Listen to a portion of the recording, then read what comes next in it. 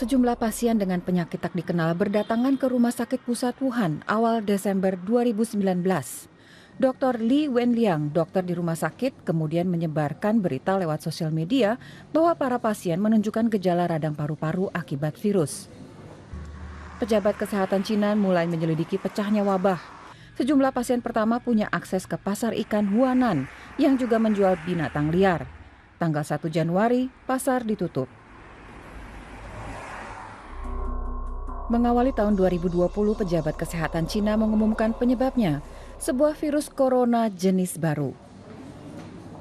Seorang pasien berusia 61 tahun jadi korban meninggal pertama. Jumlah yang terinfeksi meningkat drastis. Tak lama kemudian, Thailand mengkonfirmasi pasien corona pertama di luar Cina. Jepang melaporkan kasus perdana berikutnya. Tidak ada di antara pasien ini yang pernah datang ke pasar di Wuhan. Kemungkinan besar penularannya dari orang ke orang. Di Cina, virus meluas ke berbagai kota. Warga mulai memakai masker. 200 kasus diakui resmi, tapi diduga jumlahnya jauh lebih banyak. Tenaga medis di Wuhan yang kontak langsung dengan pasien mulai terinfeksi dan sakit. Taiwan dan Amerika Serikat melaporkan kasus corona, disusul negara-negara lain termasuk Jerman. Pemerintah Cina memutuskan langkah drastis. Semua transportasi di Wuhan dihentikan, termasuk transportasi umum. Ilmuwan menemukan virus corona punya masa inkubasi. Orang yang tertular tapi belum menunjukkan gejala jadi berbahaya. Dalam waktu bersamaan, liburan Imlek dimulai. Jutaan orang bergerak mudik massal. Di saat itu dikonfirmasi 2.000 kasus di seluruh dunia. 50 orang meninggal.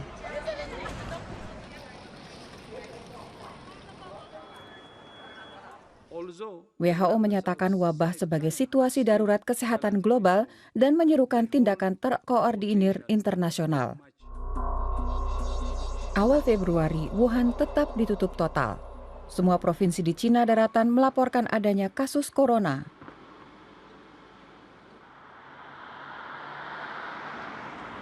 Li Wenliang, dokter dan whistleblower virus corona, juga meninggal. Satu dari banyak korban lain. Hanya dalam waktu 2 bulan, virus menyebar makin cepat di luar Cina. Yang paling parah Korea Selatan, Iran, dan Italia. Semakin banyak negara melaporkan kasus corona. Kapan pandemi mereda, tidak ada yang tahu pasti.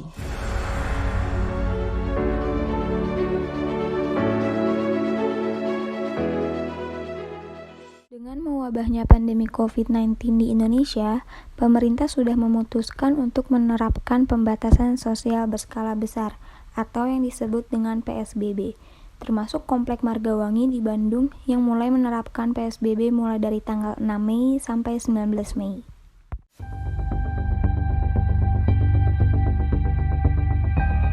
Walaupun sudah menerapkan aturan PSBB, masih saja banyak masyarakat yang membandel dengan menghiraukan atau menyepelekan wabah ini. Tidak ada yang tahu siapa saja yang telah terjangkit dengan virus COVID-19 ini. Benar saja, seorang warga dari Margawangi RT 09 RW 13 diduga positif virus COVID-19.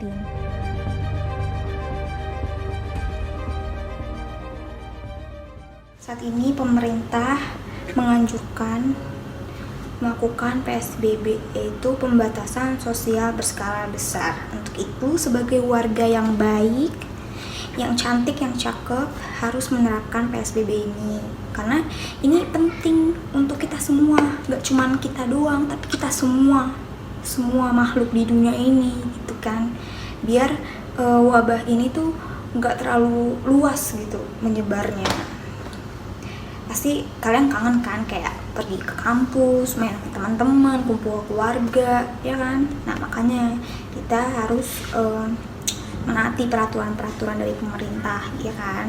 Itu kan juga demi kebaikan kita juga. Nah, kalau misalnya PSBB udah selesai, aku sih pengen pulang ke Pamulang, pengen ketemu orang tua, karena tahun ini sedih banget aku nggak bisa ketemu orang tua aku karena si corona ini. Makanya kalian taati peraturan biar COVID-19 ini tuh pergi gitu dari dunia ini. Terus juga aku pengen main sama teman-teman, kan kangen banget ya nggak sih. Terus aku pengen nge-mall, pengen ngafe, pengen nonton bioskop tanpa berjarak, ya nggak sih? Kangen banget. Aku lupa rasanya berdekatan sama orang. Kenapa PSBB diadakan? Menurut saya ini amat sangat penting untuk memutuskan rantai COVID-19 atau yang biasa disebut virus corona. Karena ini bermula dari orang yang tadinya sehat dengan orang yang udah kena virus tersebut bisa bersentuhan atau satu kendaraan atau satu ruangan, itu cepat banget nyebarnya.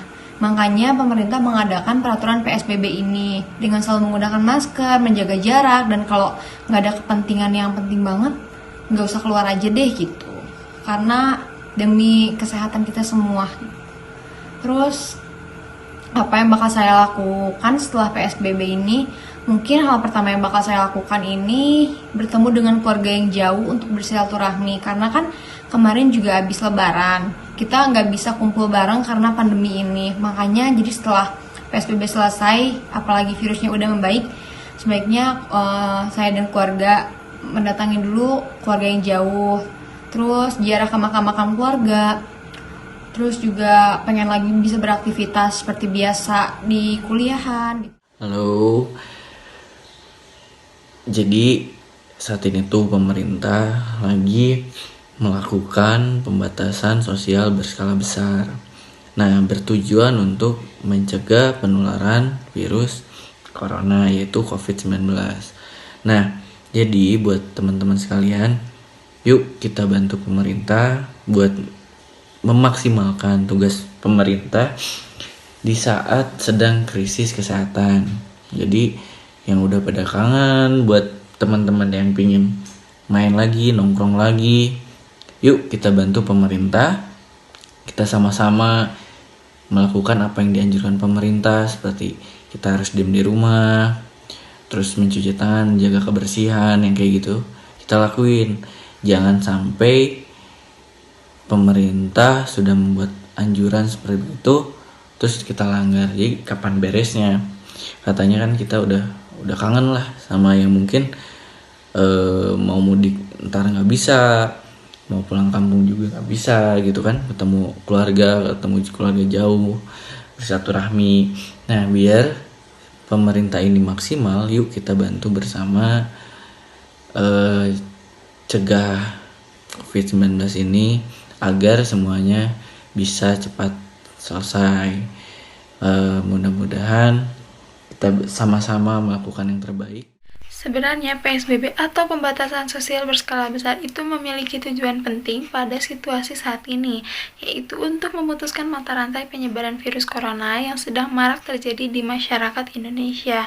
Nah, jika kita mengikuti peraturan atau arahan-arahan yang ada, kita bisa membantu untuk menghentikan virus ini dan kita juga bisa melindungi diri sendiri dan juga orang lain.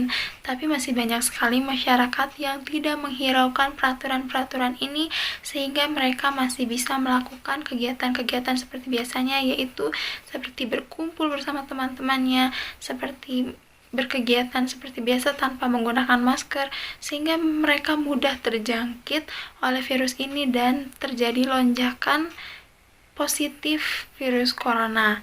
Nah, jika PSBB ini telah selesai, mari kita kaji ulang apakah virus ini benar-benar telah hilang atau benar-benar telah selesai atau belum. Jika virus ini benar-benar selesai, kita bisa melakukan kegiatan-kegiatan kita yang sebelumnya kita tidak bisa lakukan, dan kita harus tetap menjaga kesehatan sehingga kita tidak bisa atau kita tidak mudah terjangkit oleh virus lainnya. Dan jika virus ini belum selesai, kita harus tetap mengikuti peraturan-peraturan yang ada atau arahan-arahan yang ada dari pemerintah untuk selalu tetap di rumah menjaga kesehatan, dan kita bisa segera melakukan kegiatan-kegiatan seperti biasanya. Halo teman-teman, apa kabar? Semoga baik-baik aja ya. Nah, kita kan sekarang lagi melaksanakan PSBB nih. Gimana? Pada nurut gak? Semoga kalian semua pada nurut ya, pada ngerti PSBB itu apa. PSBB itu pembatasan sosial berskala besar. Kenapa ada PSBB? Supaya kita semua bisa cepat bersih dari virus ini. Aku tahu kalian pada bosen di rumah, pengen keluar, pengen kumpul lagi sama teman-teman. Sama, aku juga ngerasain hal yang sama. Makanya kita harus nurut sama aturan pemerintah supaya virus ini cepat berakhir. Kalau virus ini udah berakhir kan kita bisa kumpul-kumpul bareng lagi. Bisa nongkrong bareng, bisa ngobrol bareng gak usah pakai masker. Kita bisa kuliah lagi normal. Pokoknya kangen banget dah. Ya makanya kita harus nurut, oke? Nah, yang aku pengen lakuin nanti PSBB, yang pertama aku pengen ketemu papa, yang kedua pengen nongkrong, yang ketiga pengen ketemu teman-teman, pengen mau motoran bareng sama teman-teman lagi, terus pengen keluar kota. Wah banyak deh pokoknya mah. Aku udah gak sabar nungguin ini. Semoga virus ini cepat-cepat berakhir ya, amin. Kami sebagai mahasiswa dan masyarakat pada umumnya hanya bisa mengingatkan satu sama lain untuk selalu mengikuti aturan yang sudah diterapkan pemerintah agar membantu memutuskan rantai penyebaran virus corona ini. Hanya itulah hal yang bisa kami lakukan setidaknya untuk membantu meringankan beban tenaga medis yang sedang berjuang memerangi wabah ini di barisan depan.